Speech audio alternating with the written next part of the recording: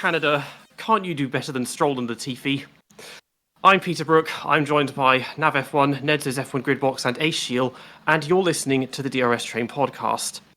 So, in any good title fight, especially between teammates, you want to see some on-track action, and there will inevitably be some collisions and argy-bargy. And it looks like yesterday we finally got it, didn't we, Nav? Yeah, great to be back here.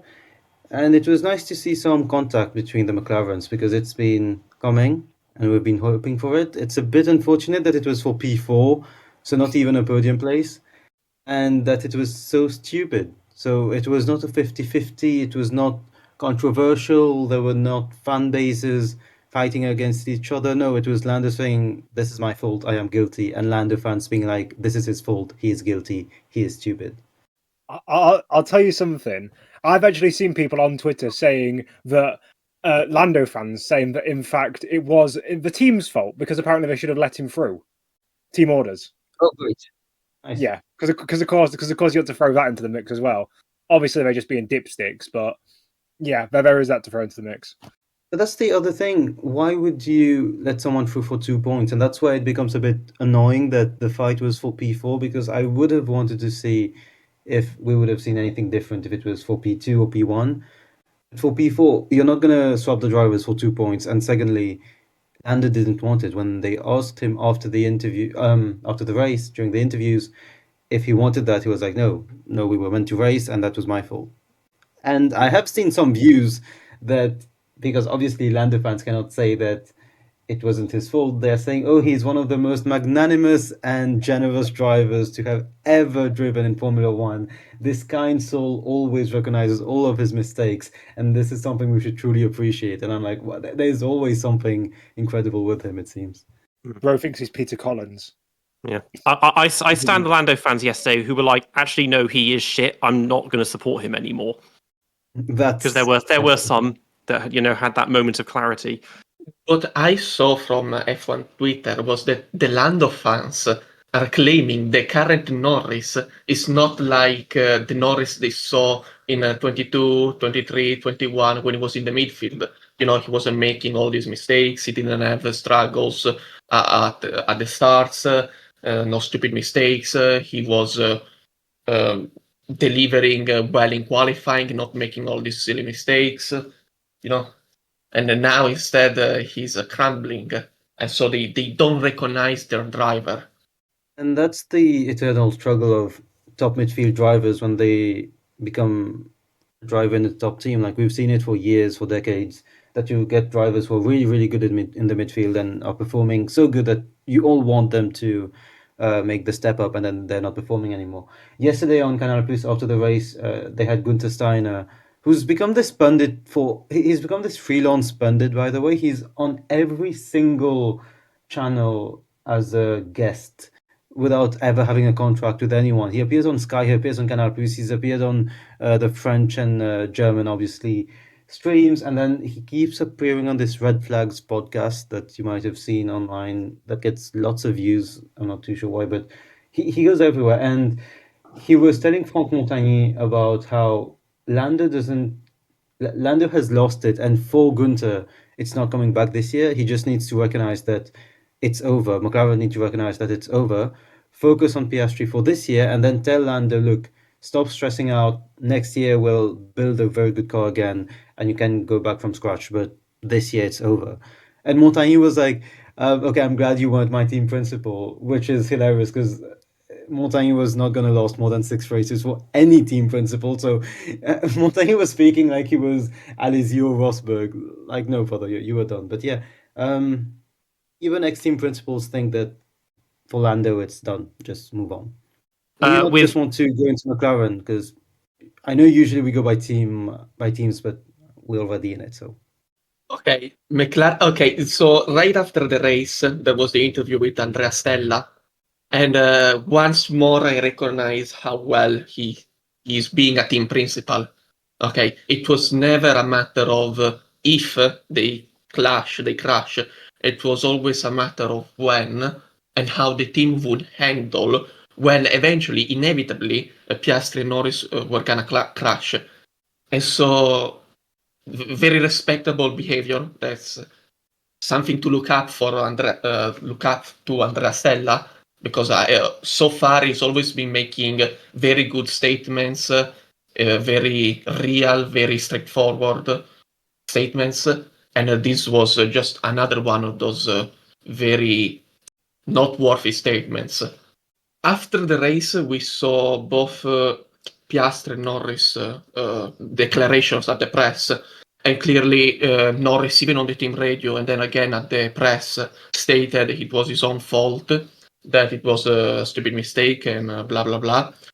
Piastri was lucky to get away with no damage, because if a car just rams you from behind on your tire, you expect the tire to explode, to have a puncture, and Piastri had nothing, no suspension damage, the tire had nothing, so Piastri extremely lucky to get out of this situation with nothing lost, no penalty, no damage. Very, very lucky in the crash, I think Piastri was. And then Norris basically got what he deserved. He got lucky because he got the penalty for the crash, a 5-second penalty. And the stewards even admitted it was so stupid an incident, we didn't even want to give him penalty points. Just 5 seconds penalty. And since he completed more than 90% of the race, he was classified, and so he could serve the 5 seconds added on his race time. And so it was not going to turn into a great penalty for the next race. So all in all, I think it was the best possible way that the two McLaren drivers could have crashed together, and the best possible way the team could have handled it. But I thought that if you get a penalty, you get penalty points for sure. That's not the case then. I think when the penalty points were introduced, so they made a table about which kind of penalty deserve which amount of penalty points.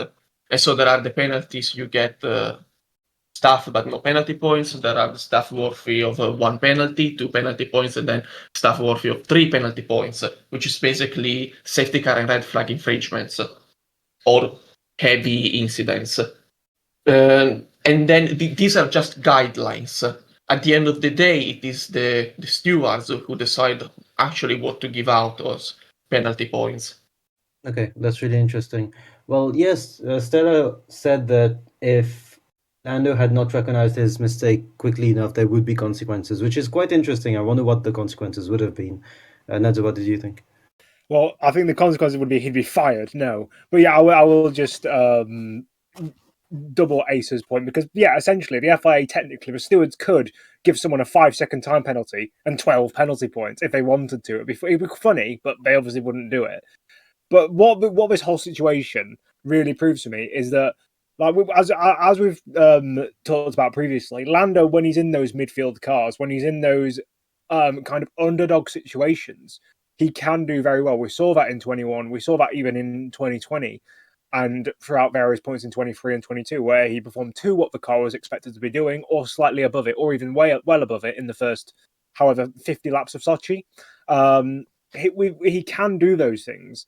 It's just that his mental state is just all over the place when he's in these title battles. We saw it last year, and we're seeing it again. There are shades to be made, and there are comparisons to be made with Austria 2024. Like, although the eventual accident ended up being Max's fault, we saw Lando and him just sending dumb moves on each other, not thinking about the consequences. Lando tried a couple of those before the actual accident. We saw him go up the inside at the hairpin. We saw him do all these things. And although, like, the premise of going for moves in unorthodox places and catching your opponent off guard and stuff, it works if you're a good overtaker. But to do what he did, essentially, just go up the inside and just expect the other guy to back out, or I'm going here, so you need to move. I know he admitted it, and he was like, "Oh, I've gone for a stupid gap."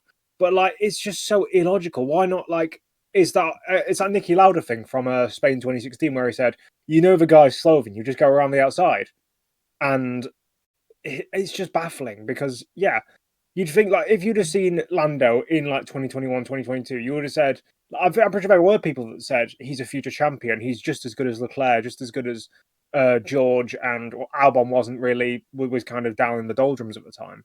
But people really starting to hype him up, and now we can see that he's not like that. He's just another Fisichella, just another maybe not Hulkenberg because he hasn't had a proper chance in a top car, but one of those drivers who fantastic in a midfield car, can do things that no one else can. But then whenever they get into a top car, whether it's because they're against a fantastic teammate, whether it's because they have the mental fortitude of a goldfish, for whatever reason, they just can't keep up. So just quickly, we need to say that in terms of pure pace, he is very often a bit faster than Piastri, which has often not been the case with all the other midfield drivers you mentioned. Perez, Fisichella, they were never at any point faster generally than their teammates. Yeah.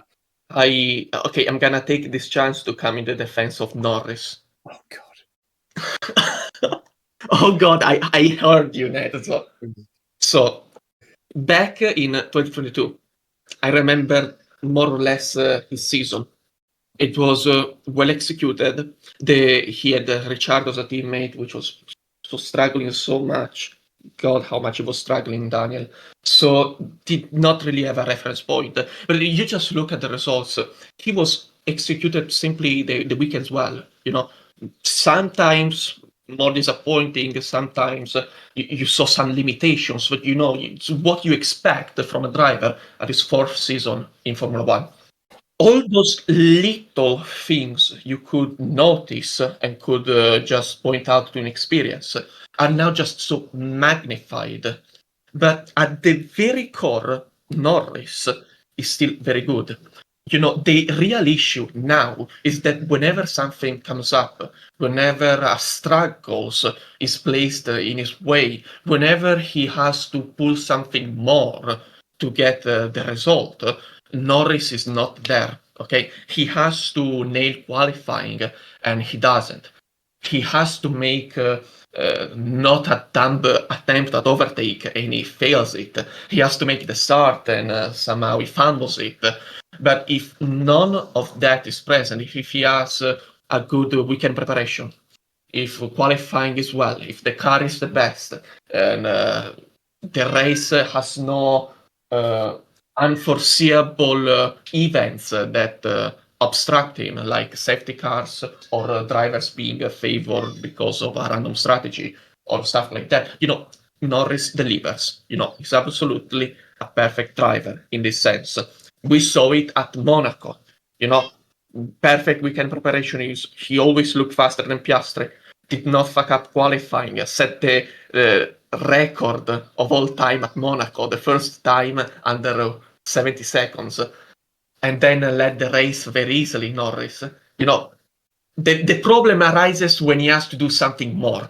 And okay, this is not going to be solved in the next years, but at the very core also, the mistakes are small.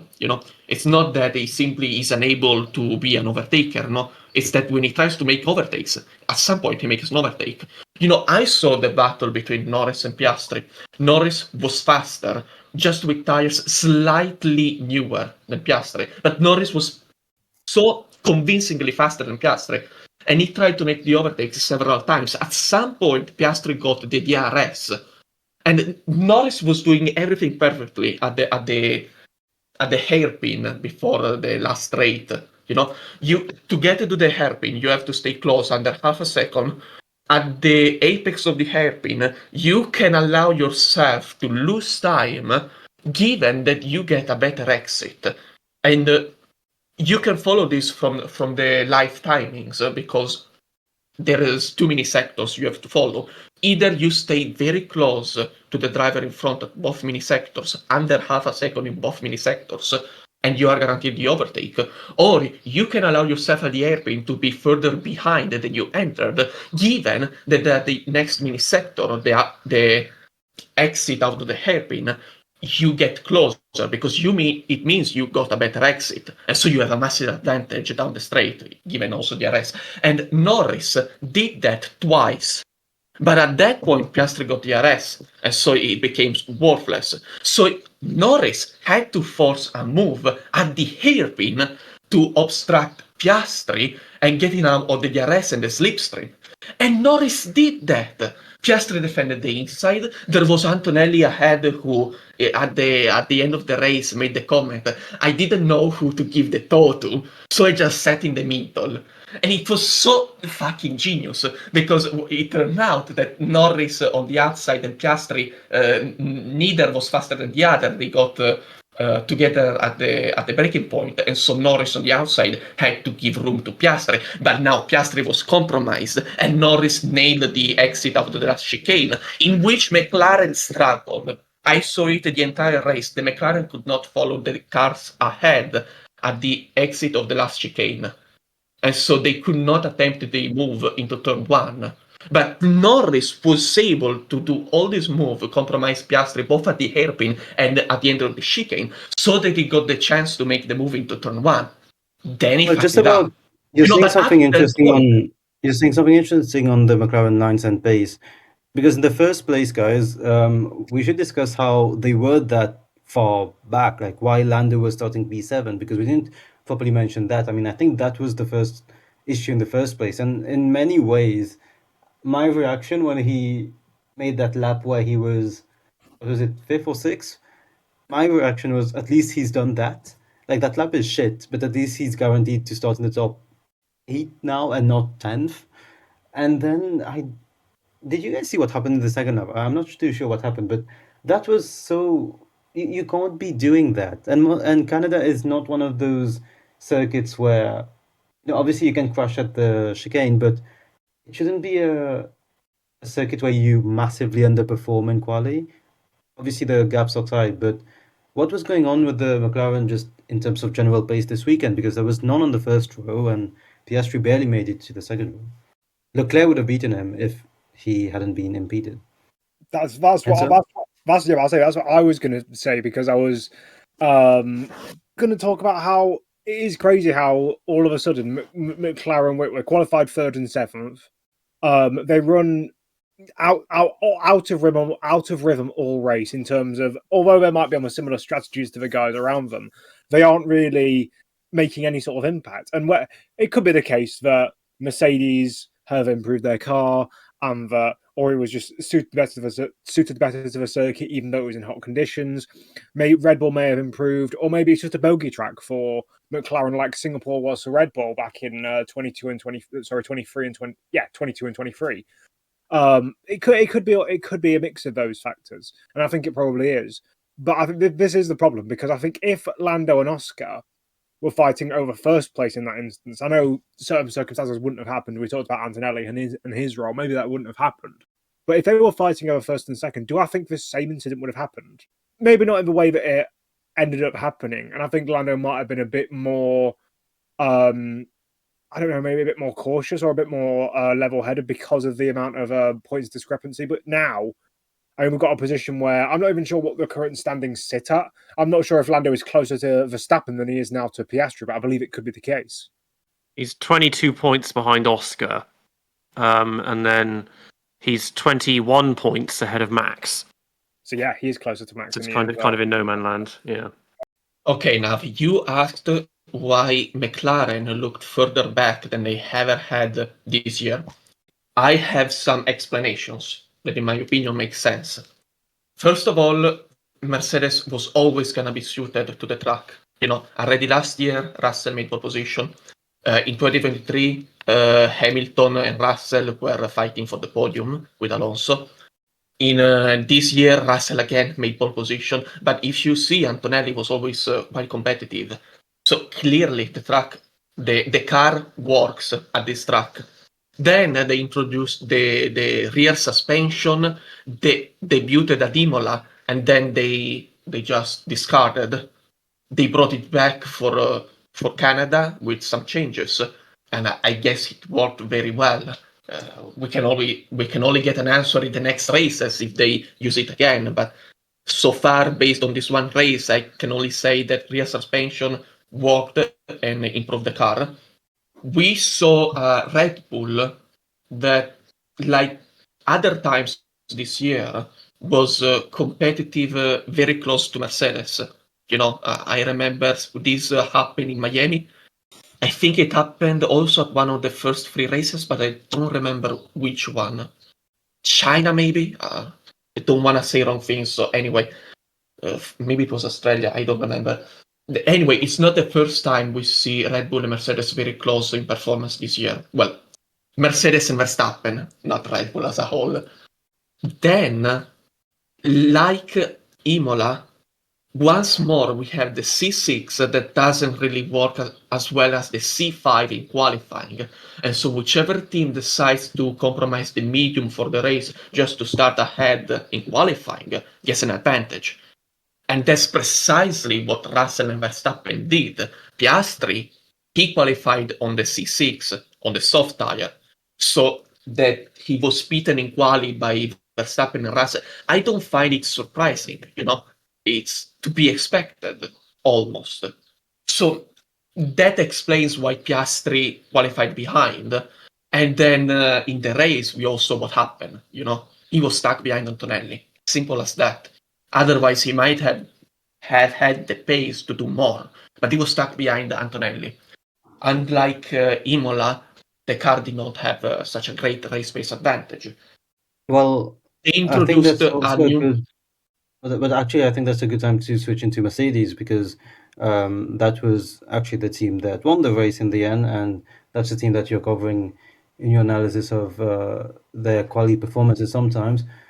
Generally, guys, what did you make of this weekend for Mercedes? Because it was kind of perfect. They got more points in this race that they had gotten in the last 3 races. Antonelli, again, was relatively of the pace of Russell, but not in a bad way. He was there, and he got his first podium, 3rd youngest podium sitter ever after Max Verstappen, great talent, and Lance Stroll, great talent, and George Russell, who becomes our 4th winner this year. So some very good results. Toto was happy. I have no idea. Do you guys know who that girl who was next to Toto during the entire race was?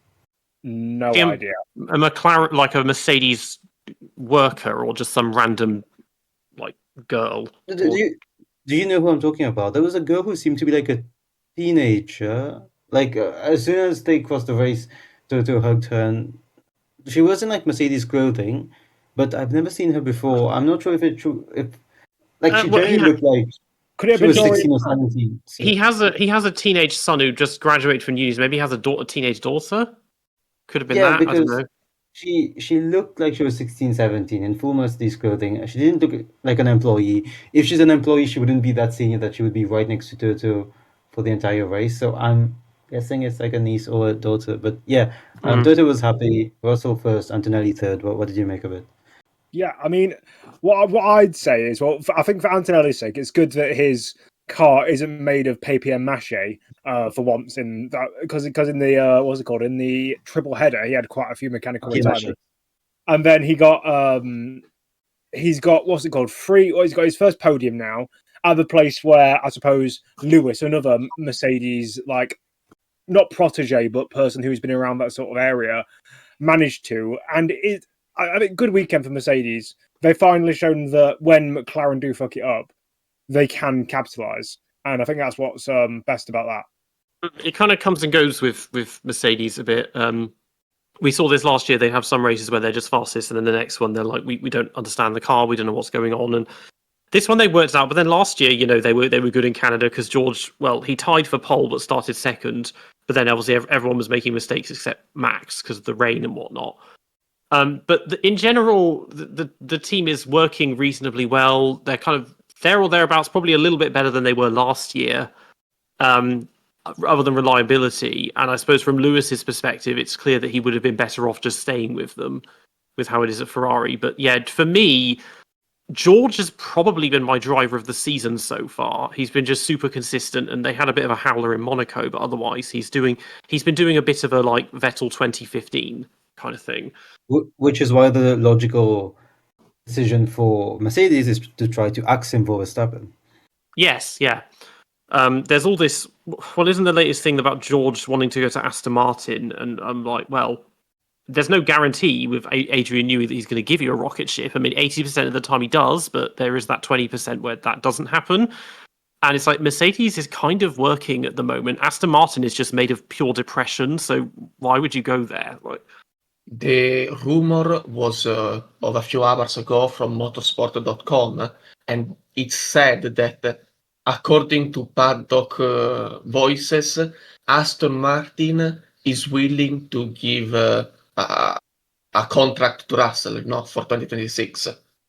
Is willing to contact Russell for a drive next year, and nothing more. Next year, not I for think 26. Russell 26. That means kicking Diaz out. Then or they're not going to get rid him of or Stroll. Lance.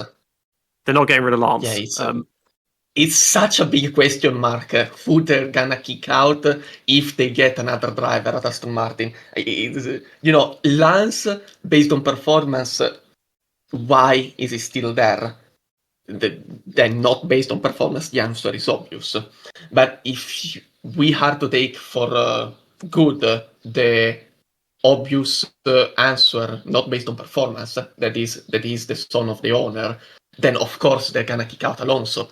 But Alonso has a contract for 2026, so someone is gonna have to pay a lot of money to get Alonso out of the team. Lawrence does have a shit ton of money, so just put Stroll in it their could WEC happen. team, and he can get carried by whoever his two teammates are. Yeah, but the WEC team is still not up to speed. Finishing Le Mans in 13th place and 15th place, several I have to laps say down. that's a really good first attempt at Le Mans. Usually Le Mans, the first attempt you crush or you're like lost by 15 laps. So, but yeah, the main thing why he can't go there is I don't think he can focus on racing for like he doesn't like racing enough for endurance racing. You need to love actual racing to go around the same track for 3 hours and like doing the same exact lap all the time. I don't think he wants to do that. That's my main issue. Like it would be perfect, but he doesn't work for that. I also wouldn't diss not Lando. I wouldn't diss Lance's performance this year when in the crucial moments he's been doing better than Fernando. And I know Fernando had a mechanical failure in Monaco. I know he had an incident in Miami, which I still think is his fault. But he in the crucial moments, in the races where the Aston Martin has been good enough to get points, or where they've been in a situation where they've been good enough to get points, Lance is the one that's been carrying the team. And I think in Australia, when they had this best opportunity, Alonso knew that they had an opportunity, so he was going for P4, even P3, and that's why. And the crash he had was gravel on the track in a very innocuous, weird situation. So it's his fault though. Still a massive skill issue. That's what I'd say.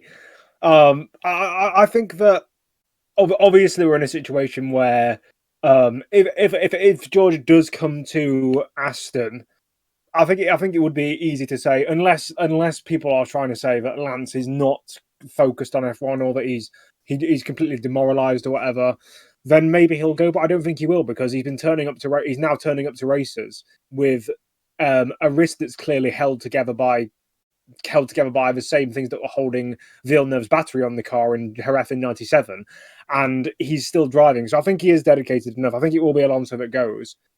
And at that point, I know we were talking about Mercedes, but now it's the point of where would Alonso go if he gets kicked out of Aston Martin? I don't think he'd stay in F1. But he's got to find somewhere else to go. He's got to find another bridge to burn that he hasn't already burnt. So he would do 2026 for sure, and I'm 95% sure he will do it at Aston Martin. If it's not Aston Martin, I'm sure he's ready to go back to Alpine. But yeah, no, back to Mercedes. What? Where does he not have connections? Because he's driven for teams in old forms. He's got McLaren, Ferrari, RB, whatever they're called. Well, Red Bull is the only one in the big teams. Red Bull. I don't think he has connection to Williams. Red Bull has Sauber and Williams. Those are the only ones he's never done anything with. Yeah. One of them. Yeah. So, okay, so Nave wants to go back to Mercedes, but I want to continue the discussion, and I'm going to derail even more the discussion, because you said where can Alonso go that he hasn't yet burnt bridges? And the point is Alpine, because David Croft, during FP3 commentary, said that Alonso was seen several times at the Alpine motorhome during the weekend. And a few weeks ago, there was the public sorry by Luca De Meo, who said, yeah, we screwed up and we lost a great champion in Fernando Alonso. So public admission that it was Alpine's fault for losing Fernando. It wasn't Fernando who burned the bridge. And so this is a reconciliation for what it didn't really make sense. But now with this new rumors, it becomes feasible that Alonso goes back to Alpine next year, and Alpine will have the Mercedes engine. And I already said in another podcast that Alpine already produced good chassis this year and in 2022 at the beginning of the cycle of the new regulations. Why can it do that again next year? And next year it will have an up-to-par engine.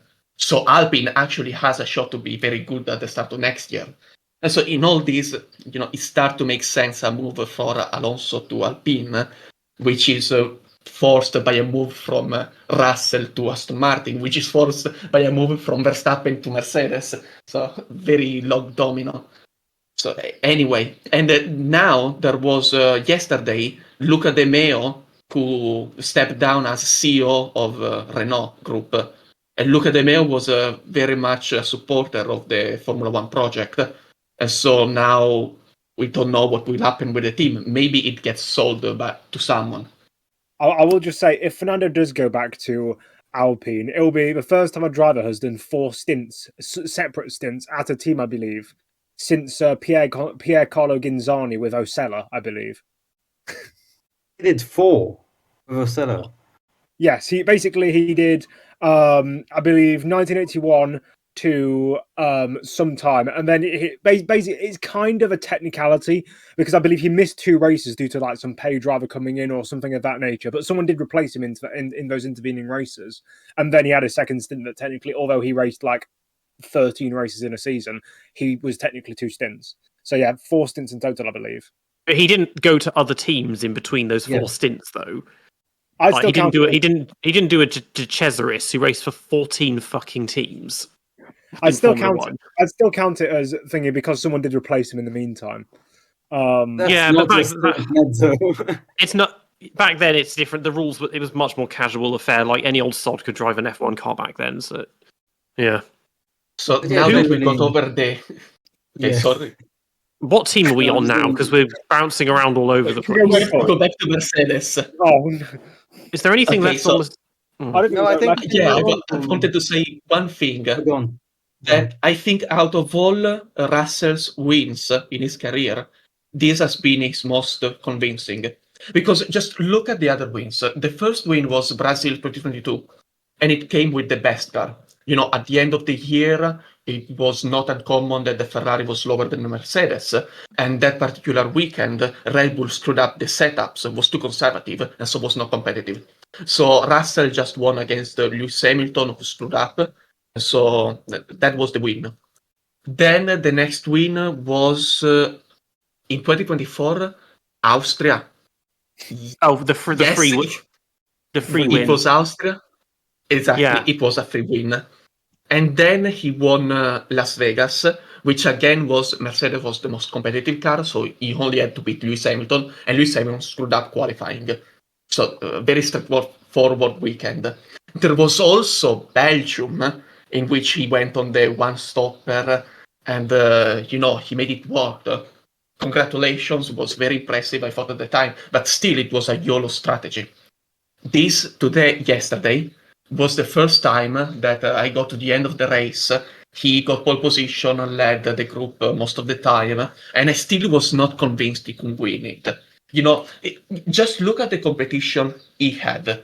He had Norris, who was very fast and was on the offset strategy. So it was all about, at the end, how much Norris could cut through the field. But, he went into the wall, so it was no longer a worry. There was Piastri, who clearly was on a very strong McLaren. And what could Piastri do? At the end of the day, he could not do anything. But the car was always a threat.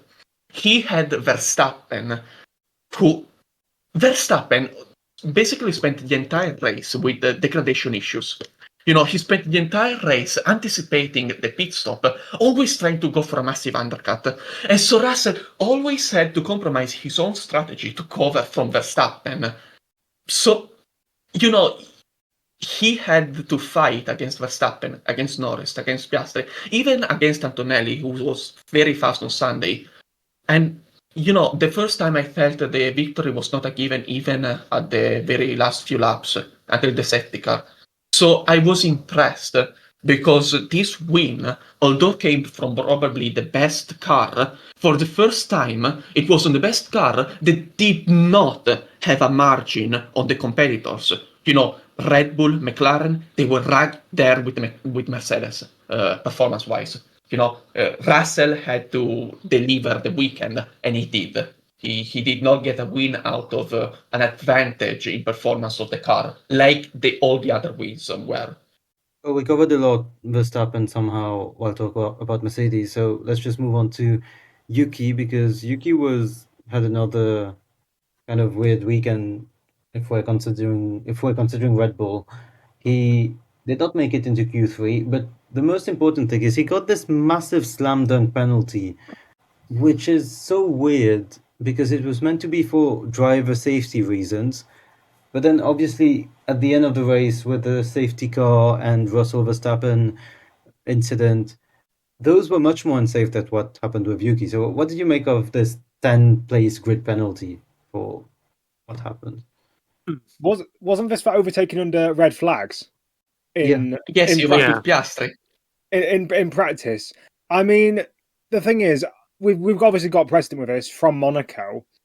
And the thing is, he's got this car in front of him. He can see the car hundreds of meters away, and yet he still chooses to overtake it. I know it's going slowly, but if Behrman got penalised for what he got penalised for, which I still think was a BS call from them to because of the situation he was in, if that was a penalty, then this is a slam dunk. This is a slam dunk, and he deserves every second of it.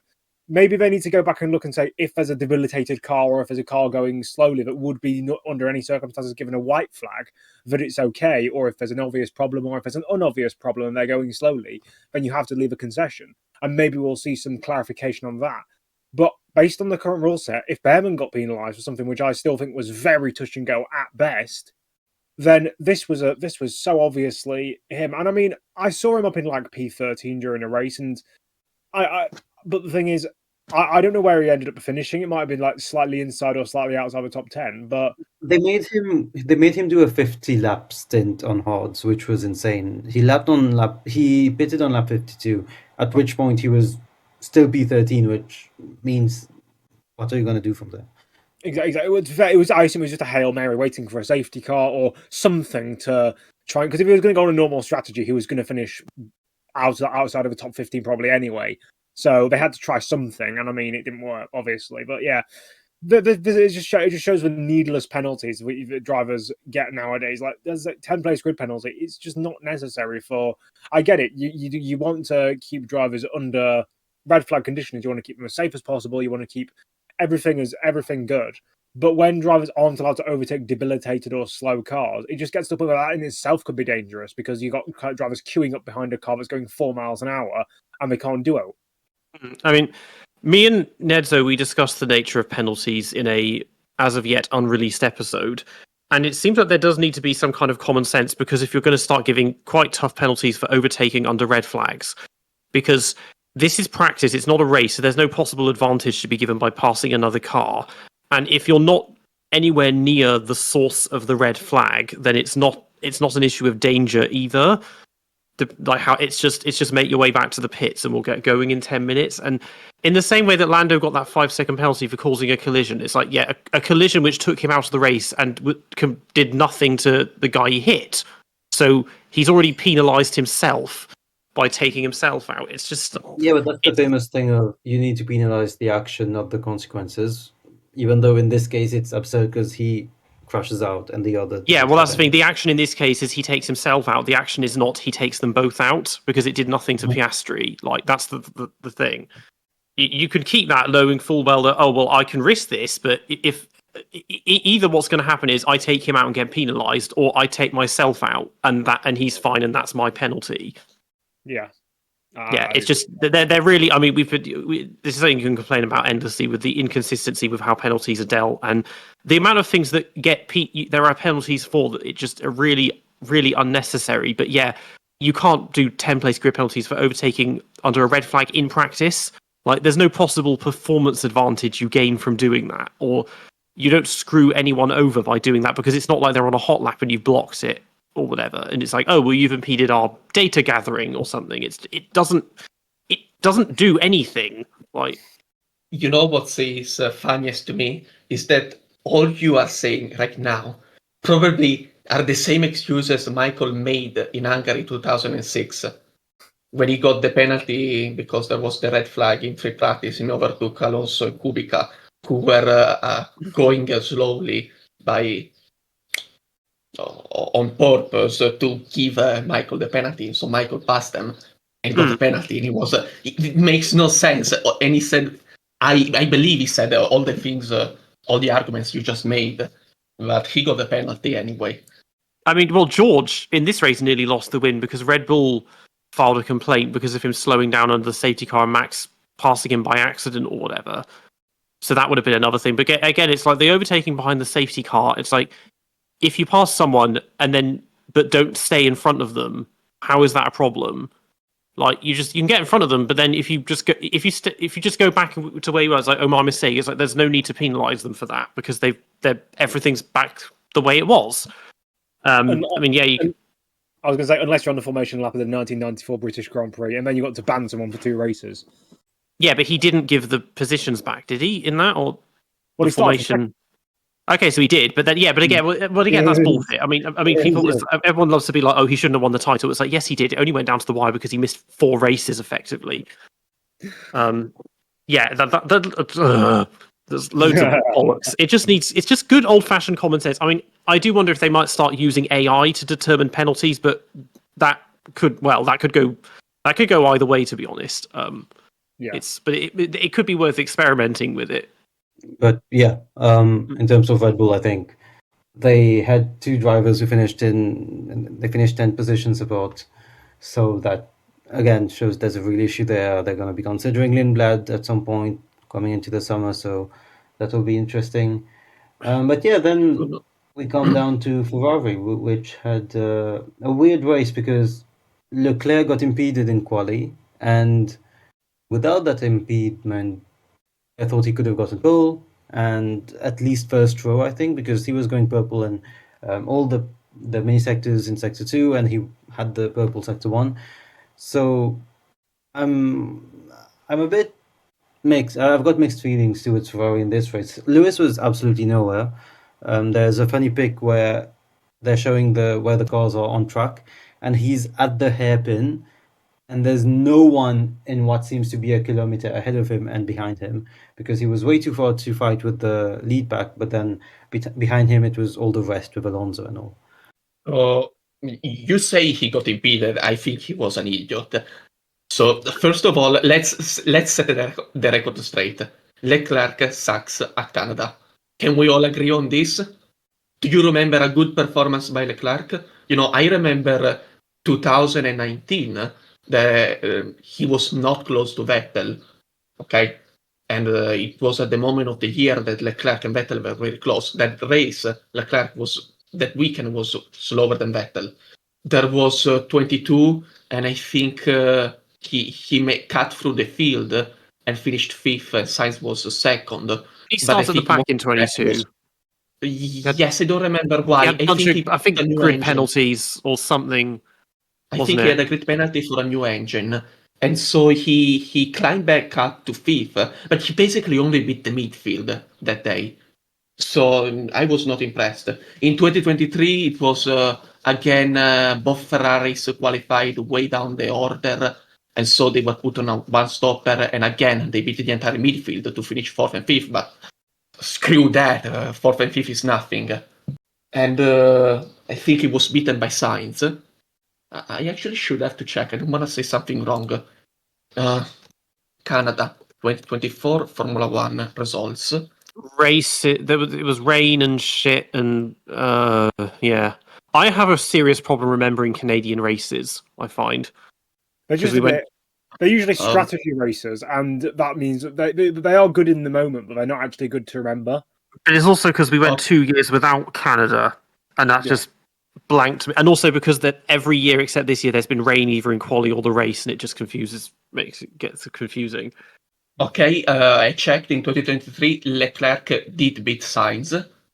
And then last year, so I think that was the first acceptable race he had in Canada, not counting Canada 2018, in which he was on the Sauber, because the comparison was Ericsson, and he finished inside the points only thanks to Alonso's engine blowing up. That I remember completely well, because at the entire race, Leclerc was fighting Alonso. Alonso was unable to overtake Leclerc, and then Alonso tried to make the undercut, and it failed. But somehow Leclerc exited the pit the lap later, right ahead of Alonso, and Alonso managed to stay very close, and at the first DRS zone to make the overtake.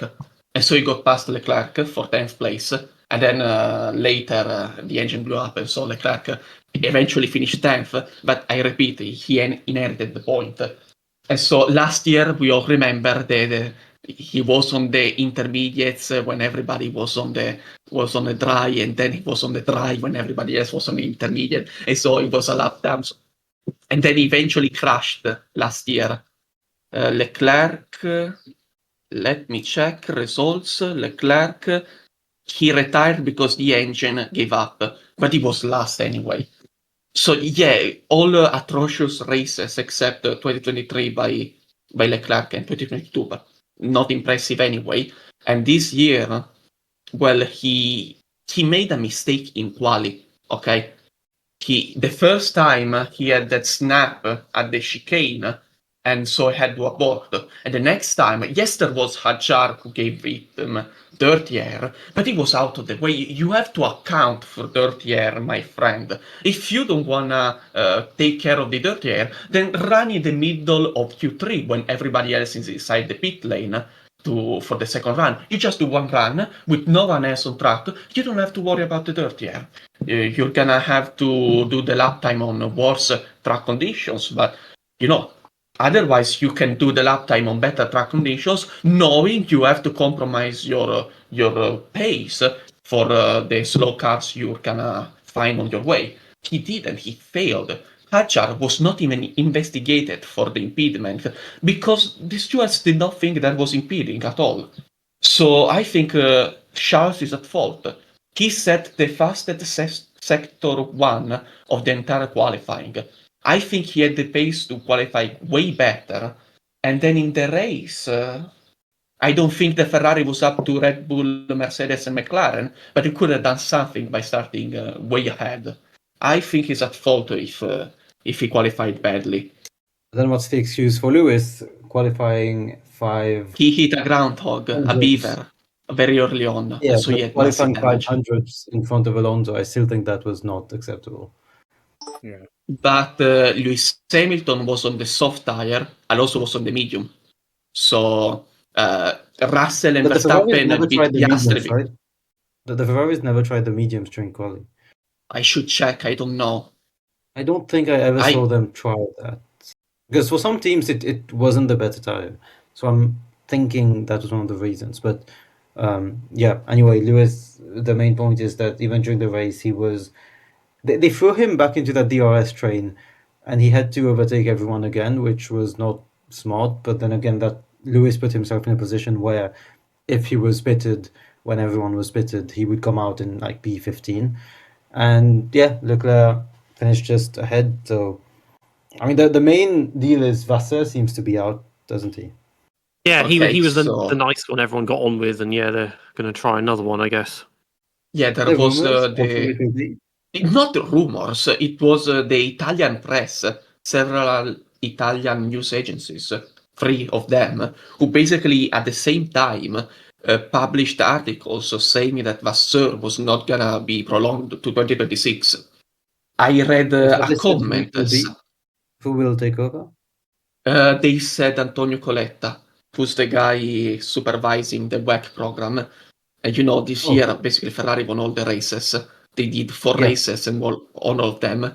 The Le Mans was yesterday, and a Ferrari won again for the 3rd year in a row. So they believe, the Italian press, that if Vasseur does not get his contract renewed, then John Elkann is going to give the role to Antonio Coletta. And given how much Antonio Coletta is winning, he cannot turn down the offer. Because Antonio Coletta, I think it's not the first time he was offered the role as team principal of the Formula One team. And I think Antonio Coletta each time turned the offer down. He did not want to have to do anything with the Formula One team. He was given the WEC program, he supervised the WEC program, and now he's winning everything. If you want, at the end of the episode, we can briefly talk about the situation in WEC. Anyway, Antonio Coletta is winning everything, and apparently he's winning so much that John Elkann wants him for the Formula One team and to fix everything. And it's going to be an Well, I interesting wonder- dynamics because I wonder if John Elkann knows about balance of performance, but yeah, that's true that he has.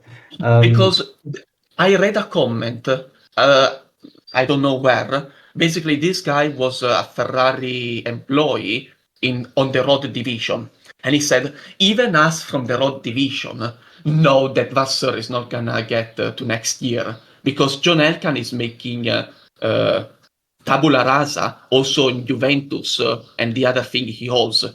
He changed the leadership there, and he's gonna do the same in Formula One. Apparently, that was what was said by this comment, and it does Well, line that's- up well with the other events at Ferrari. That's interesting because let's move on to the team just after that who never make tabula rasa. They keep Stroll for ages. Aston Martin and Alonso did quite well. I think Alonso had basically the perfect weekend, and Stroll had the imperfect weekend where he was not there. We don't know how much of it was due to the injury, but he was not there. One thing we must say is that he was there on the left part of the straight to push Gasly off the track for absolutely no reason. You're fighting for P17. He didn't need to do that. He was in the middle of the track, so Gasly was never going to be able to go around the outside of the chicane. So he did not need to do that, and he pushed Gasly off. Got 10 seconds for it. I don't know why it happened. It was unnecessary. And Alonso, they made his life a bit harder than they should have, I think, because at some point it wasn't sure that he would get past Hülkenberg, and if he hadn't gotten past Hülkenberg fast enough, he would have ended up behind him because we ended up under safety car conditions. So, yeah, guys, what did you think of Aston Martin? So about the penalty, I think I am the only one who thinks Stroll did not deserve the penalty. I understand why he got the penalty. It all goes back to Monza 2019 when Leclerc shoved Hamilton into the grass at the Variante Roggia, and he was not given a penalty. And the stewards said, okay, we do not give penalties for this time, but from now on, this is penalty worthy. And so I don't remember the year, Ocon did a similar move at Monza and got the penalty, and he questioned the stewards because the stewards said, we do not allow this behavior anymore. And Ocon was not aware because he was not in Formula One in 2019. 2019.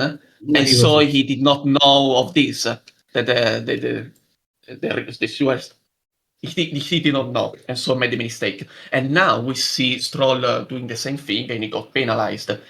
But from a pretty subjective point of view, Stroll has done the overtake. He's way ahead of Gasly. They get to the chicane, so naturally Stroll is gonna move over to try to take the line. Why is Gasly braking way later on the outside, if not to purposely get pushed off onto the grass and give the penalty to Stroll? That's what I felt happened. That Gasly had no reason to try hang around the outside of Stroll and did it anyway, just so that Stroll could get the penalty. That's how I felt about the incident. I think that in theory it sounds like it holds some merit, But I believe in the heat of the moment and in that sort, I don't think you'll be able to think of all that conveniently in the braking zone. Like we're talking split seconds here. We're not like I know that's just generally what drivers do. If they're on the inside or if they're in the middle of the track, they'll try and squeeze every last inch of the circuit out of it, and they'll try and open up their line as much as they can going into a corner like that. But I don't think you can think of that in sort of like, oh, he's going to do this, unless you're Fernando Alonso on crack cocaine. I don't think you're going to be able to think that far ahead in terms of racecraft, in terms of drivability. I do somewhat agree with you that like stuff like that shouldn't be a 10-second time penalty. I don't. Was it a stop go or was it a normal penalty? I believe it was just a normal one, wasn't it? Normal 10 seconds. 10-second penalty. I think that's just a bit stupid because I know we brought in after Monza again at Monza. Ironically, I believe it was 23, where drivers were cutting the chicanes and getting ahead of drivers, but because it was beneficial to their race, they took a 5-second time penalty, and then they decided to increase it to a 10-second. But this is one of the instances where I think that's just a bit unnecessary. I think a 5-second time penalty for just forcing someone off track and them losing a little bit, if that was a penalty they dished out, that'd be fine. Or a warning for... 10-second, I agree, was a lot, because imagine that happened for an important position. 10 exactly. seconds. It's just a bit unnecessary, or just like a stern warning, or a clarification on the rules, because I think we were talking about ahead of the apex. Stroll was always going to be ahead of the apex, so he had the right to take the corner. But I suppose when it's corner entry, it's different. So I think that, again, clarification needs to be had with this set of rules that are flawed to begin with. And I think we're starting to see what happens when you adopt a set of arbitrary rules where you draw a set of arbitrary lines to determine arbitrary goals and penalties. So, yeah, I'm sort of with AC. I didn't actually consider that before this recording, but I can sort of see where he's coming from, if not the actual process to which he's derived that opinion. I mean, at the end of the day, Gasly didn't lose 10 seconds by being pushed on the grass like that. I mean, he had to cut the chicane, which, if anything, he saved him time. But you can't really overtake around the outside of that corner unless you pass them really, really early on. But I think a lot of it was probably just Stroll being kind of absent-minded anyway, because when he came back on Thursday, like, he refused to answer any questions about his wrist, and he sat in the press conference looking stroppy, like he didn't want to be there as well, and whatnot. That was really weird, by the way. That was just weird. Everyone was just confused because it's not that he was giving small answers and in a way that he didn't want to be asked about it. He genuinely looked grumpy, like a kid who was forced to be there. It's like, yeah, you've come back, it's your home race. How horrible! Like, isn't that just standard Stroll interview? Yeah. I mean, you say like he's forced to be there. All the drivers are forced to be in the media pen. If they could choose, and the teams and everyone could choose not to do media obligations, they would choose not to. So I think. I mean, yeah, they do it because they're getting paid millions to answer a few questions. So why not? I mean, yeah, some of them. I mean, Max has quite a short fuse with the media, but then they tend to ask him some very obtuse and loaded questions, or they just ask him the same stuff over and over again.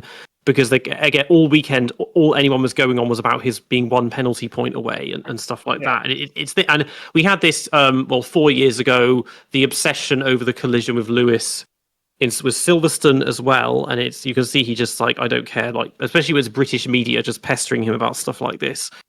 I do think it's funny how people hate Stroll's demeanor and they hate how grumpy he is and how bored he is and how he clearly hates interviews. But when Kimi Räikkönen hates interviews, it's in a cool way, and everyone likes it. I don't get that. I never understood that either. I never understood that either. But I mean, Kimi, yeah, I was never a fan of Kimi's just general attitude and demeanor because he looked just really ungrateful and lazy as well and stuff like that. In the total opposite of Alonso, but he can sort of justify it because he drives well. That's the difference. Whereas we have a simple. Stroll is arguably a better driver in Formula 1 history than Kimi Räikkönen. But it's funny. He's with Stroll. In Alonso. It's sort of similar to Max and all of his teammates. That when the car is shit, Stroll starts beating him or gets really close. But when it's good, you see what we got this time, where Alonso's there and Stroll's at the back. And Red Bull, it's the same. Like he only got beaten by Checo and whoever else when the car sucked. Yeah. So Nedzo, Alonso's back to you are lucky Ciaron isn't here.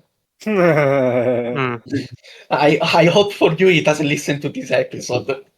Hopefully, Alonso's back to getting points. It's his could start in the top 6 in 4 races. And I feel like it's going a bit under the radar because there's quite a lot going on with McLaren, but there are Okay. reasons why he has started in the top 6. We've talked about this with Ace before. Imola was a bit lucky, Williams underperformed, and Monaco was because of penalties, but the fact of the matter is he's starting up there, which he is really much higher than he probably should. So helped by underperformance of other midfield teams. So actually, should we move on Okay. to the teams behind? Who do you? Oh, go on, Ace. Just to draw some parallels about the performance of these teams, because I think in the midfield, the big favorite was Williams coming into this race. It's basically, this track is basically like Imola without the fast section. It's all the same kind of corner, and it's all the kind of corner suited to the Williams. Okay, you have to have a good engine and good tractions and good top speed because there's a fair few straight lines. But, Williams doesn't really suffer the drag. So, on paper, the Williams was going to be super competitive here. I believe that it should have been fighting even with the front runners. Then, Just interrupting you come to the race. We'll just make this section about the midfield anyway, because that's what I was going to do. But go on. Okay. Then if it didn't happen that the Williams were going to be fighting with the front runners, anyway, the expectations was they were going to be the best midfielders. And it did not happen, not even second best midfielders. How is that possible? That the Aston Martin, I get the Aston Martin is very suited to the track, okay? Alonso was fast the entire weekend and just was even faster than the previous sessions, The advantage he had in FP2 where he looked fast was smaller than the advantage he had in qualifying, which is a lot to say about how good the Aston Martin was here. And the Aston Martin suffers a lot from drag. On paper, it makes no sense that Williams should be beaten by Aston Martin. It even makes less sense that they are beaten so convincingly by Aston Martin, and it makes even less sense that they are beaten by the Racing Point in quali. Then I listened to what they said after the race, and they had a very messy weekend. The car was suited to the track, but Sainz was compromised in Q1. Albon did not start where he should have, and anyway got overtaken after the first lap, and probably that off at the chicane of turn 9 and 10 probably was what kicked off the engine problems that eventually led to the retirement. So fine, Williams had a messy weekend. Aston Martin instead had a very strong car, and in Alonso's hands, they delivered the maximum possible on a very standard strategy because the Aston Martin cannot afford to do one stop. And then we come to Haas, which had Ocon finishing. No, never mind. We come to Sauber, which had Hülkenberg finishing 8th. Okay, and Sauber did not look anything great in qualifying, but then in the race, Hülkenberg got lucky with the incident and was running P9. Yeah, and then made 3 positions at the start, yeah. And then deliver a very good race. So for those who don't know what Hülkenberg did, he started on the medium tire, got lucky that Colapinto and Albon obstructed each other, and so he got past them both because it meant he got clear air. Alonso on the mediums decided to go for a very unorthodox strategy of staying very close to Lewis Hamilton so he gets DRS, and as long as he has DRS, he gets the same pace of the Ferraris. And clearly Aston Martin does not have the pace of the Ferrari, so for those laps, he has a pace advantage. And then once he falls off DRS, the tires are completely dead, and he has to stay out on track, otherwise the strategy doesn't work. Hülkenberg did the opposite. He ran in free air, stayed a fair bit away from Leclerc, and then extended as much as possible. He eventually pitted on lap 18 of the race for hard tires. And it was very good because this running in free air, it meant when Colapinto pitted behind to make an undercut, it failed. Hülkenberg exited ahead of Colapinto. And then Hülkenberg never pitted again. It was a one-stopper. He went until the end on the hard tire on a very respectable pace. And I think this all goes back to what we saw at Barcelona. The Sauber was good in quali, but it was the best of the midfield on race pace. And yesterday, I think we saw the exact same. Hülkenberg had no problems getting the tire to the end, had no problem extending the stints, had no problem keeping up a respectable race pace. He made an overtake on Sainz towards the end of the race even. So yes, I think the Sauber after the upgrade at Barcelona once more has shown it is a very good car in race trim.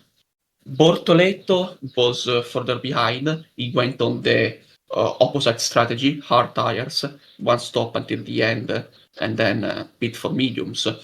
But he was unlucky because there are several drivers who went for the offset strategy. First of all, Ocon, P18, followed by Sainz, P15, and then Bortoleto. And, Ocon and Sainz basically were the ones fighting for the last 2 point positions. Bortoleto was just outside, so for Bortoleto it just didn't work. Well, I was actually going to say, Nedzo, what did you make of Haas this weekend? Because Ocon and Behrman had what seemed to be, well, they were set to have similar fates after quali. They qualified next to each other, and then in the end, Ocon ended up in the points, and Behrman was stuck in the traffic for ages. Well, he was part of the traffic, and then he just got stuck there. Well, I think it was because Ocon and Behrman did completely different strategies. I've just looked at the actual strategy just to get the exact numbers, and I believe Ocon pitted on. Let me just double check. He pitted on lap 18. Sorry, that's Behrman. Sorry, he pitted on lap 18 for his tires, and Ocon did so on lap 57. And so Ocon basically avoided all of the traffic and managed to come out ahead of Ollie and then pull out a gap because he was on fresh tires. What I'd say to that is I've looked at the lap times and stuff. I know strategy is different, so you can't make much of a thing. But Behrman was faster all race. He was incrementally gaining on Ocon every single lap after qualifying ahead by a couple of attempts, and would have probably qualified ahead by more, I believe. But I think he had some sort of issue in qualifying because he always seems to have some sort of issue, as does Ocon at times, to be fair. But essentially, Behrman was the faster driver this weekend, and that's what he's been proving. In terms of one-lap pace, he is really good. I'd even argue he's top 10, top 5 drivers on the grid in terms of pure one-lap pace at his best. Top 10, I would definitely say. He's really fast on that. Yeah, it's just he's a bit inconsistent. That's the two things he needs to iron out. I think I've said this on a previous episode. He needs to iron out his consistency, and because he has qualified last a couple of times as well as qualifying up in the front. And he also needs to improve his wet weather, which we haven't seen since Australia, but he was very poor. Aside from that, he's been very good. And I do think that this race is one of those where you can't just look at the results and say, oh, he was worse than Ocon, because I don't think he was. I think he was just about better because he was faster. I know he was on the newer tyres and stuff, but he was faster. And I think strategy, again, you get stuck in the trains in nowadays Formula One and you can't make moves, and it's just very frustrating. And I would say, yeah, Behrman it wasn't by a massive margin. It wasn't like Ocon stunk up the gaff. It was just that Behrman did a slightly better job. You're completely right, because Komatsu at the press at the end of the race basically said the same thing, that both Behrman was very fast, but Ocon on this alternate strategy, and I repeat, Ocon was the first one of the hard runners, of the hard starters in the midfield. So when all the guys in front pitted, Ocon had free air, and in free air the car had pace. Behrman also had at points free air, and when he had free air was very fast. But on his strategy, starting on the mediums, he was on traffic much longer than Ocon was, and that made all the difference. Ocon got lucky to be ninth at the end of the race, in my opinion, because if someone else had decided to start on the hard tires, that guy would have finished ahead of Ocon. Ocon was lucky to be the first hard starter, and Behrman was the last medium starter. So literally the opposite. Behrman had the worst possible starting strategy, Ocon had the best possible starting strategy. But Komatsu said on free air, Behrman was very fast. Well, to me, after this midfield section, I think the producer was like, were there proper backmarkers this race? I think there was one, and that was Racing Bulls. But before we get into that, Peter, what do you make of Hülkenberg's recent form as an enthusiast of overperforming backmarker? Because these upgrades definitely seem to work now. Like, it's not a coincidence that he's performing like this. And do you think we're going to see them as a constant threat to points, especially with Hulk? And what does that mean for Bortoleto, maybe? We could well do, because Bortoleto just isn't quite there yet. But if they can keep themselves in this position of being sort of 6th, 7th fastest, which is just enough when enough happens in front of you to get points, then they'll move up a few places. I think they're all, for the time being, they have a little way to go to catch whoever's next up to them, because they passed Alpine. Lewis. It's not Ferrari, it's Lewis is the next one up. Yes, yeah, but in the constructors' battle, because they passed Alpine and Haas, I think, after Spain, so they made, or had them an RB, so they made some jumps there. But this suddenly it's worked, because if you think that last year they were just utterly irrelevant for every race except Qatar, and now Hulk is getting, well, the thing is, these are not standout results necessarily, because this is what he did for years, just finishing 6th, 7th, 8th, and best of the rest. But it's going to take, everyone's still waiting, wondering, could that podium happen? But it's going to take a truly freak result, I think. And, we could have Spain throw in a couple of arbitrary penalties, and maybe we could have blagged one for him. But for the time being, they seem somewhat competent, and like Jonathan Wheatley as team principal, he's very experienced, and maybe that's working for them as well. Yeah, we got give credit to them, because the upgrade in Qatar worked very well. The car became much better, and then the upgrade in Spain again worked very well. The car became much better. The jump is incredible. They went from almost being a backmarker to arguably being the best midfielder right now. On race stream, absolutely. Accounting for quali, maybe not. Yeah, they're only 2 points behind Aston Martin, actually, and 8 behind Racing Bulls and Haas. So there's that battle is Williams are kind of in their own, doing their own thing in the middle, but the back 4 or 5 are actually fairly close together. What are the standings? The back 4. So Haas and Racing Bulls are on 28, Aston on 22, Sauber on 20, and then Alpine on 11.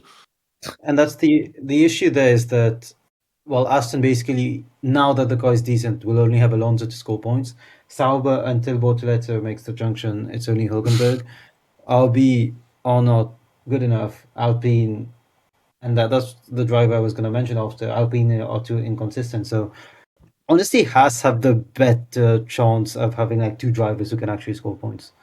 I'm just going to say, by the way, having all 10 teams on at least 10 points, and we're not even halfway through the season, is utter woke nonsense. Can we bring back HRT, Marisha, and Caterham, please, so that we can have some teams that are on 0 points for the entire season? This is utterly awful. Why is that a thing? Generally, in quali, everyone's raving about how close it is. 20 cars within 7 tenths. What is this? Yeah, it's like people talk about like Tsunoda and Lawson's, I mean, especially Lawson's, but like Tsunoda's performances. People say, "Oh, it's horrendous. He's half a second off of Verstappen." Like, even in a car that he hates and stuff, half a second to 7 tenths per lap. Like, if you'd have said that to Benetton in 1994, or all of the other teams who've had shit number 2s throughout history, they'll bite your hand off for that. And it's just because the field spread is so so close nowadays that being 5 to 7 tenths off is utter dog shit. I mean, Melbourne 97, Villeneuve got pole by 1.7 seconds. Yes. And like that was to his teammate Frentzen. He was more than 2 seconds in front of the next car.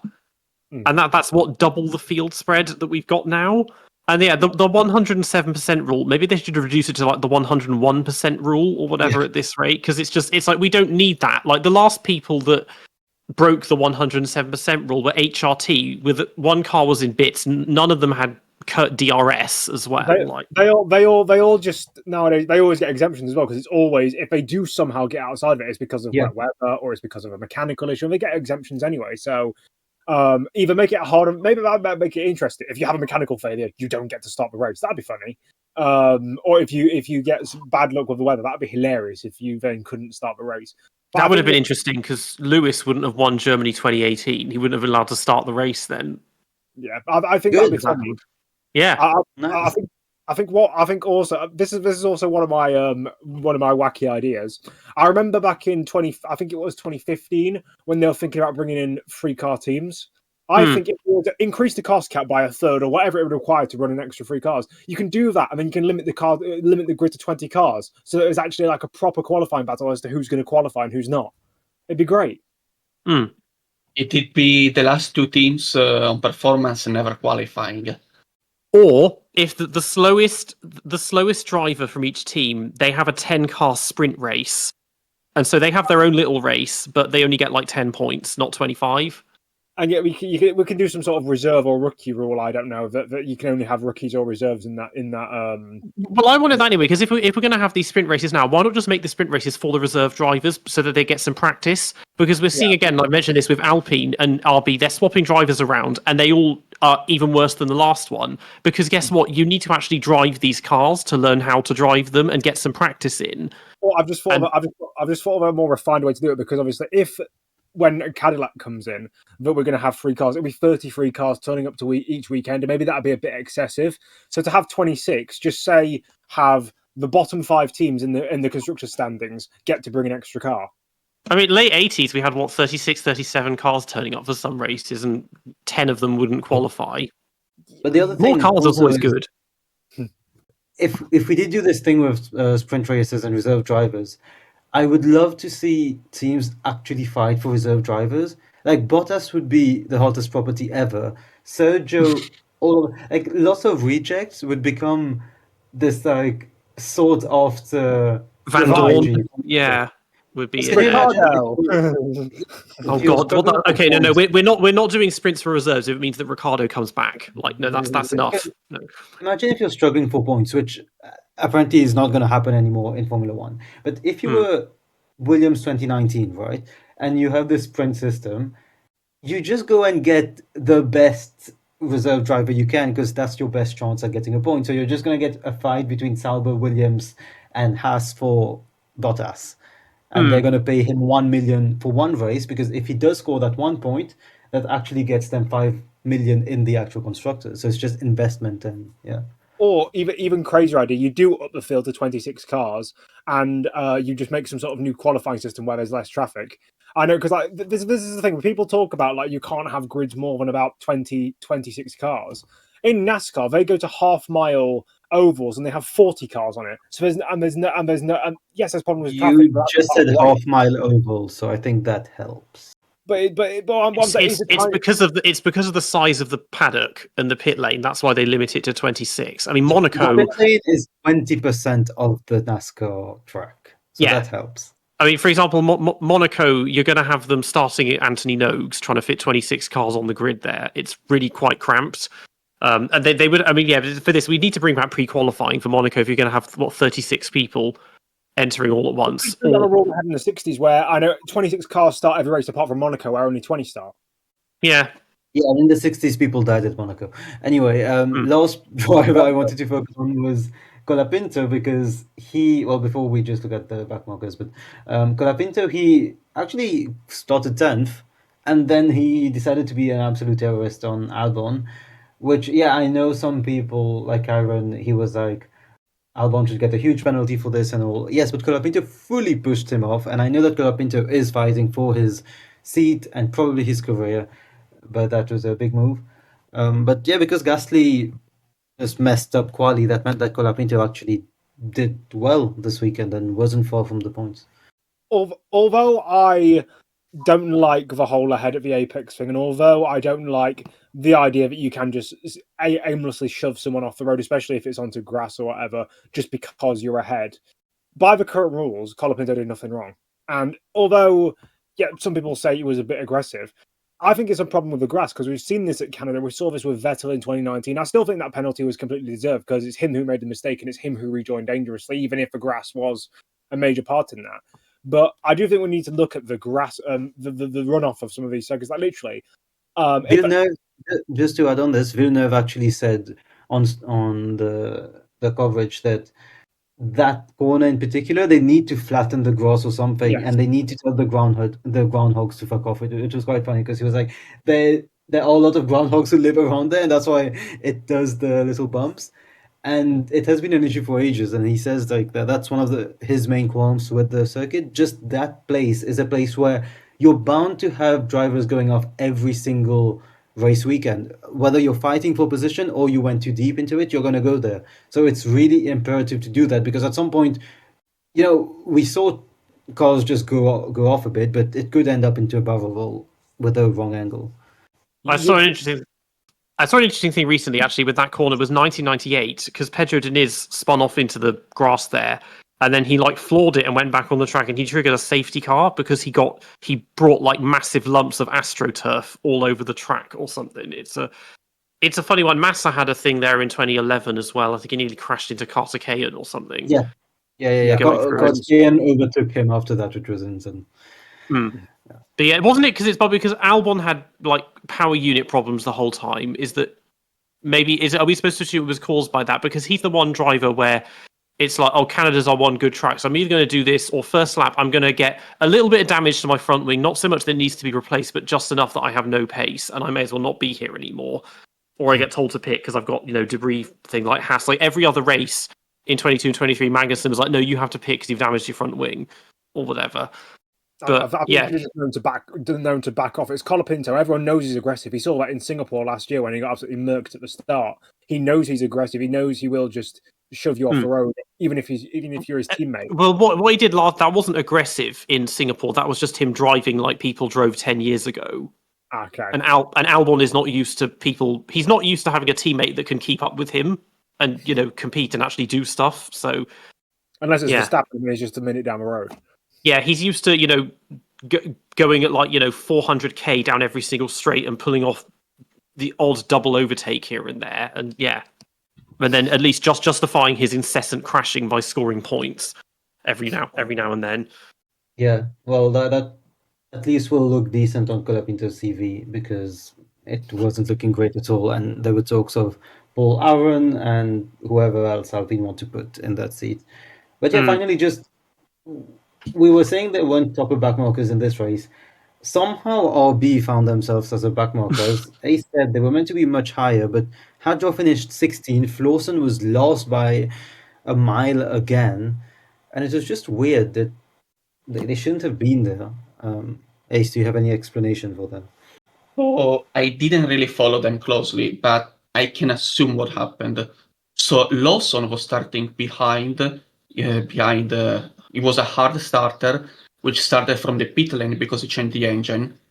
So he was gonna be last or penultimate anyway after the first lap and for the most part of the race. So where could he have finished, my friend? Nowhere. So the question goes to Hadjar, who had qualified 9th, beating Albon, but Hadjar had impeded Sainz, so he got a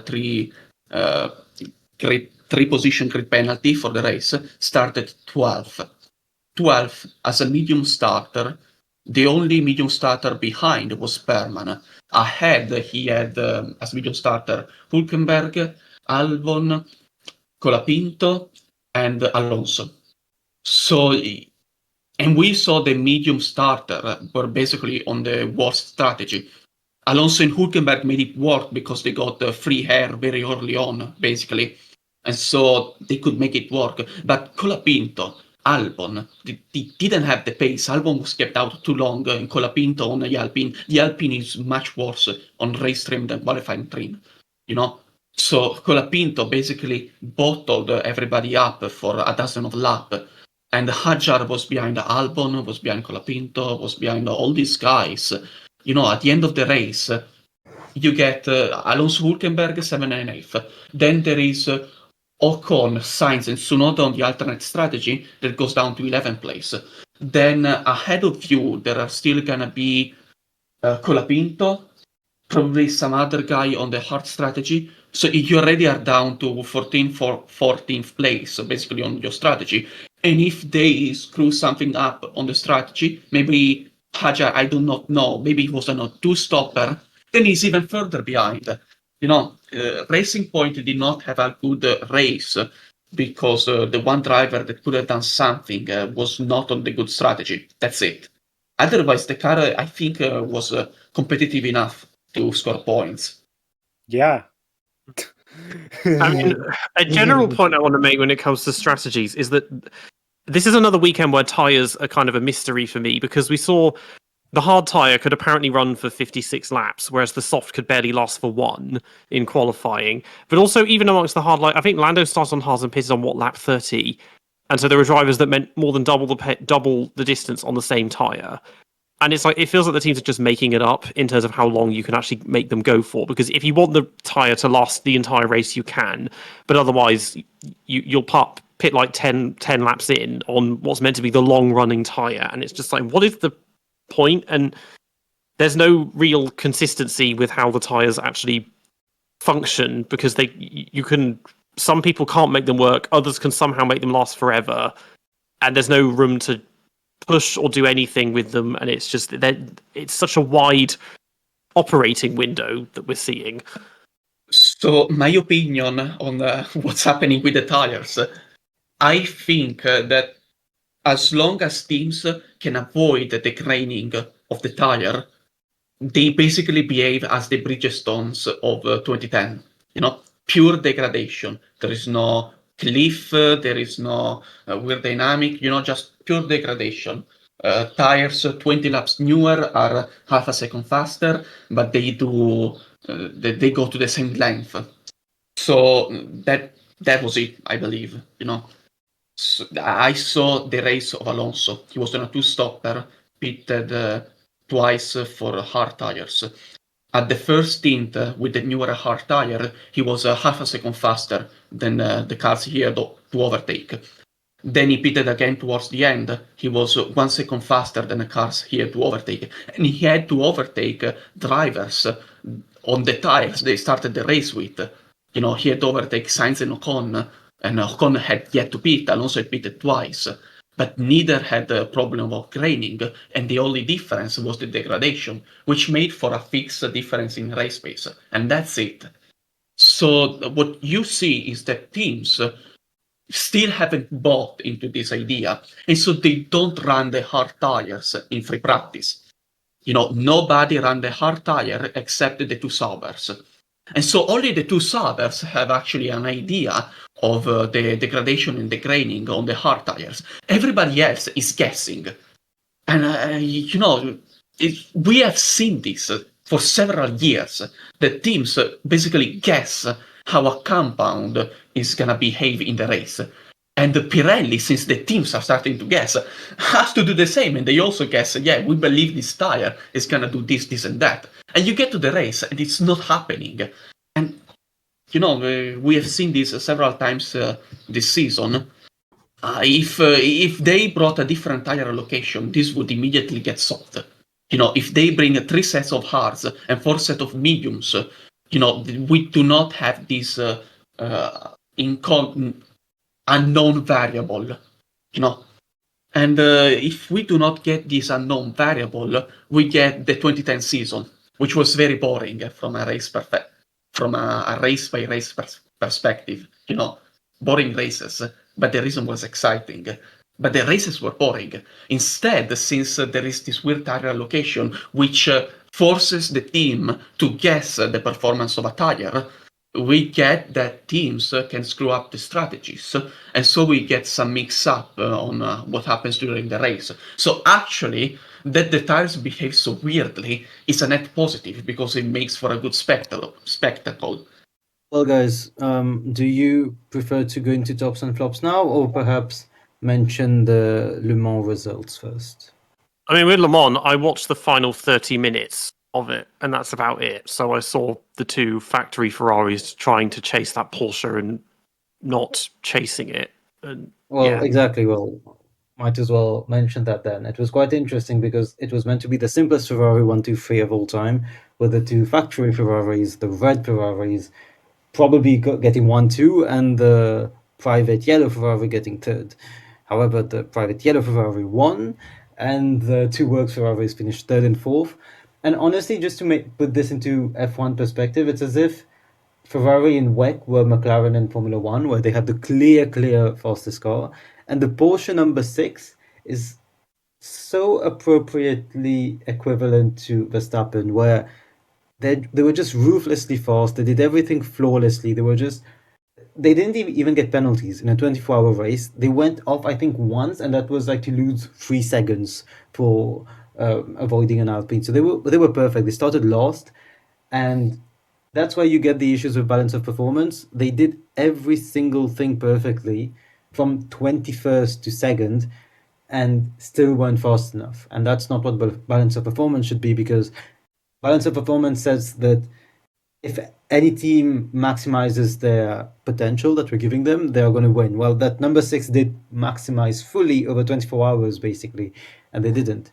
But that meant that in a sense that will be relevant to Formula One fans, Robert Kubica has won the 24 Hours of Le Mans, which is just a very nice feel-good story for everyone. And that 2019 Williams lineup won a Formula One race in Le Mans in the same week.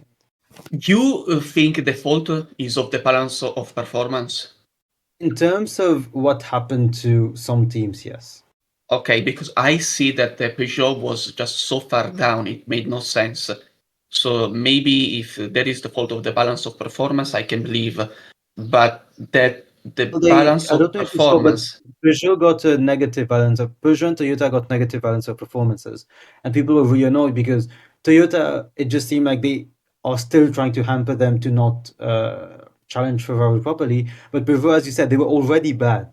They have been bad all year, and they were bad at the previous Le Mans, and they got a negative BOP. So it really for some, and there is a conspiracy that Peugeot and ACO have had like issues in the 2010s with regards to the previous car and all. So ACO are actively trying to hamper Peugeot, which would be, can you imagine if that happened in Formula One? But yeah, that is what the consensus is.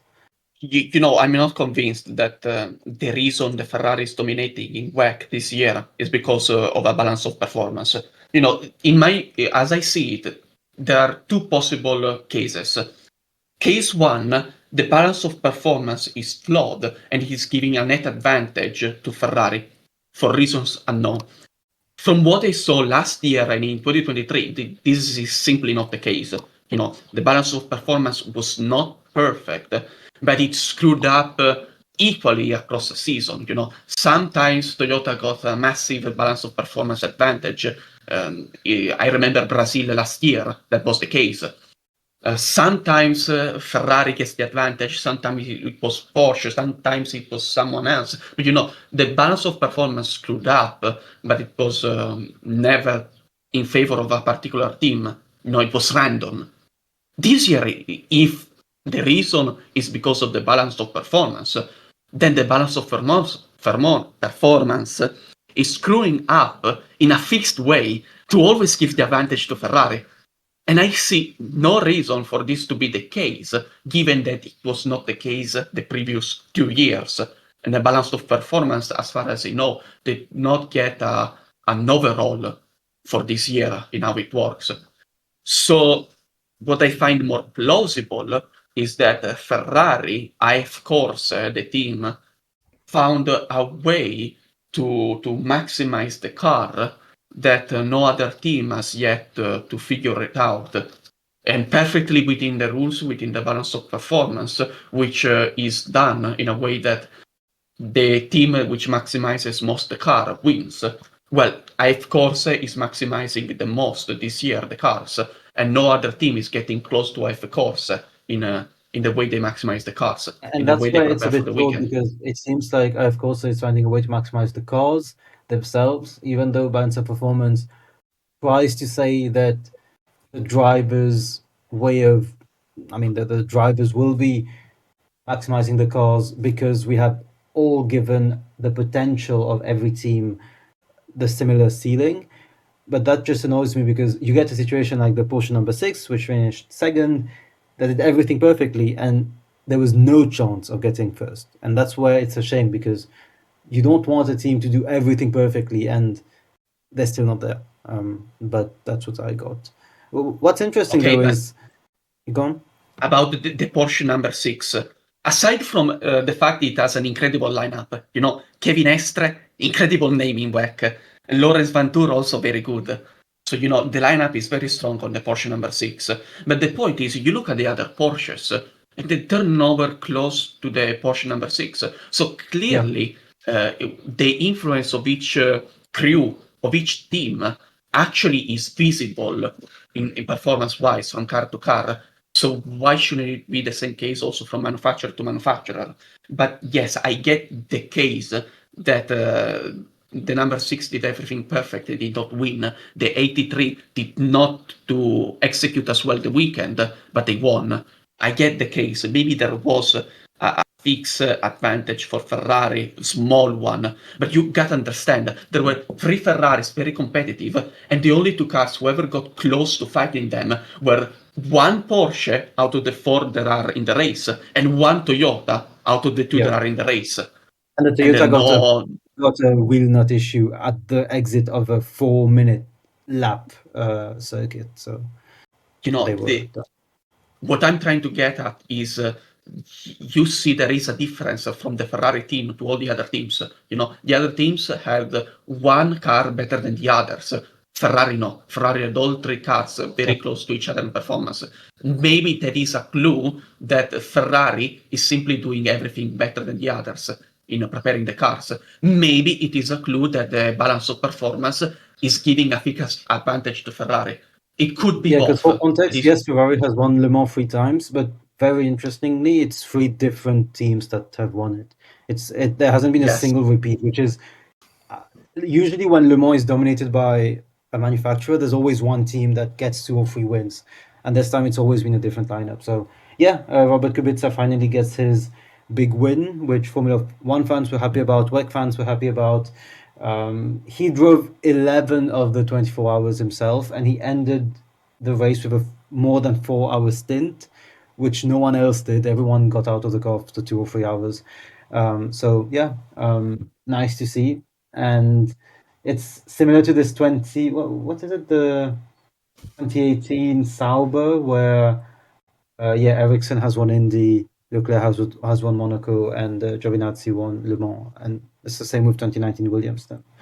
About the clue of the number 83, I just want to mention Yi, because he's a Chinese driver that basically is the equivalent of Wang Yuzhou, except Wang Yuzhou was from a rich family, so he got to Formula 1. Yi was from a well-off family, but just not as rich, so he had to settle for WEC endurance.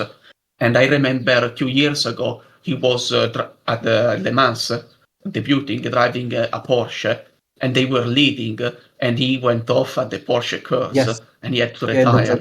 And I remember that last year he went, for 2024, he switched from the Porsche to the Ferrari client, the private Ferrari, with Kubica and Schwarzman. And this year he finally won Le Mans.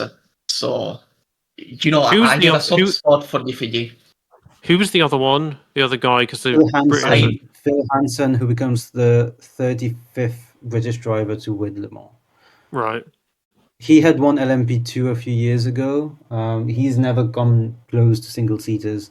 Whereas Yi, he was doing Euro Formula Open, which is one of the feeders before Formula 3, but he didn't have funds. And obviously Kubica, But so that means 35th Brit to win Le Mans, and I think 46 times British drivers have won Le Mans, which is the most.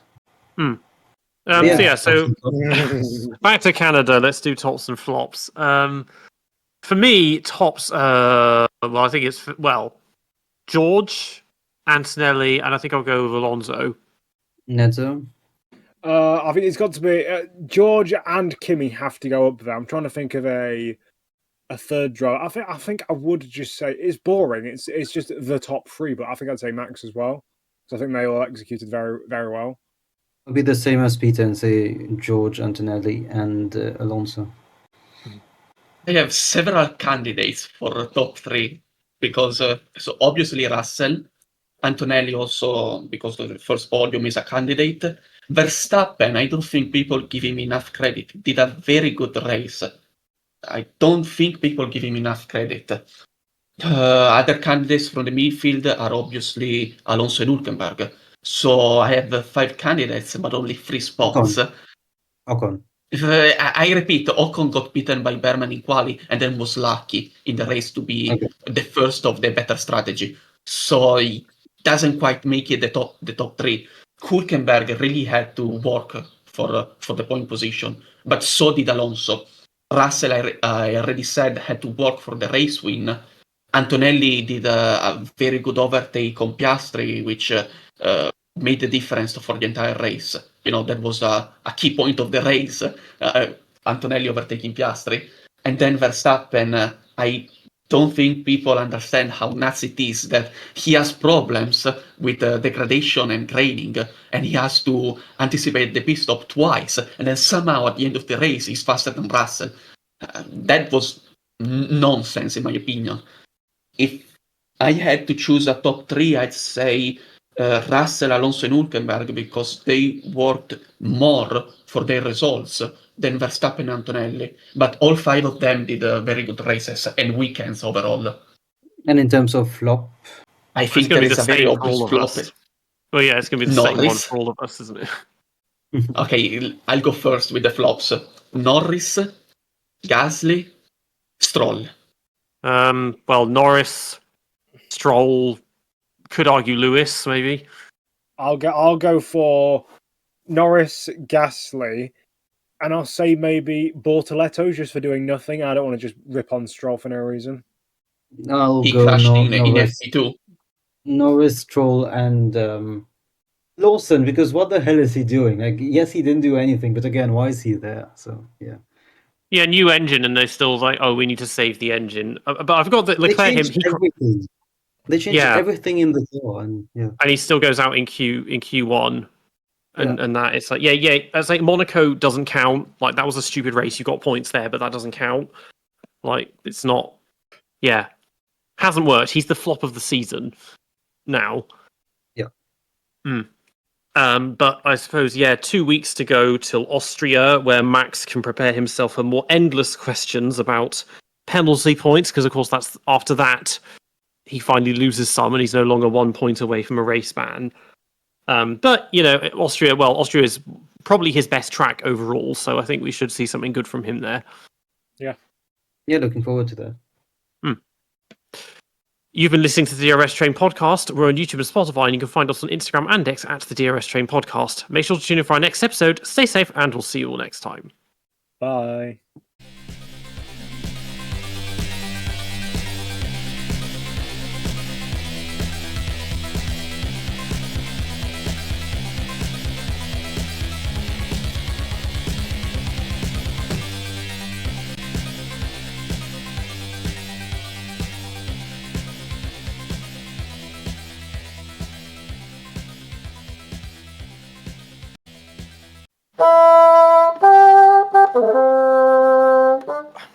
Starting that again.